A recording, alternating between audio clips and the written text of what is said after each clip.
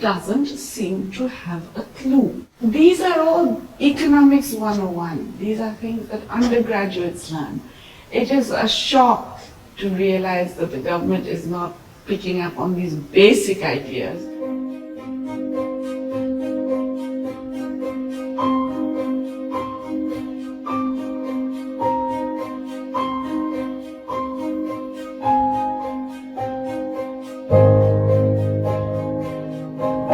I would say that the Indian economy is in a situation where it's beyond worry. We are basically in the middle of a crisis. It's fairly evident that there's a massive deceleration, and even if you don't call it a recession, because technically speaking GDP has to decline for 2 quarters before you get a recession, what we've got is such a big slowdown that it is affecting demand, it is affecting employment, it's affecting living standards, and it's creating an overall crisis which in any other country would be taken as a national emergency.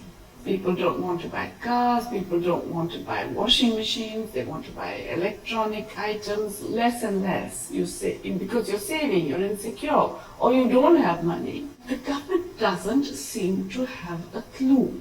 It's doing supply side measures to deal with what is really a demand problem. There's just, people don't have money to spend, they don't have income, they don't have employment. So you have to do something to give them incomes and employment. You can't simply say, oh, I'll improve the conditions of, of doing business, and I'll provide banks, I'll tell banks to give more credit. Banks cannot give credit if investors are not willing to borrow. And why would you borrow to increase capacity if there's nobody buying the stuff you have already produced? In the last 1 year, what we've been seeing is that overall lack of demand, which has been really punishing the informal sector now for 3 years, has actually been also impacting the formal sector. If they did recognize the problem, there are lots of things they could do. They could immediately expand, let's say, the rural employment guarantee dramatically, 2 or 3 times, increase the spending. It's only 0.2% of GDP. Make it 0.6% for God's sake, which it was in 2010.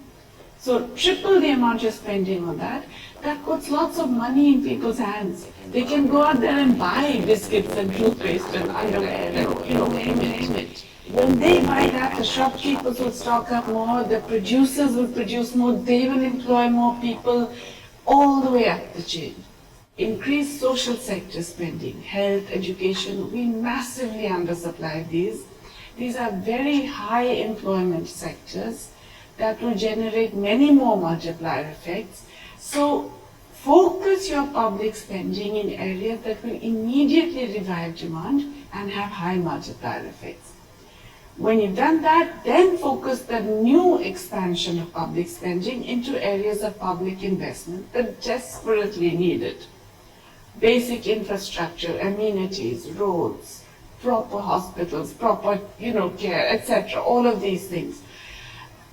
All of these create the conditions whereby the economy can get back onto some kind of an even tip.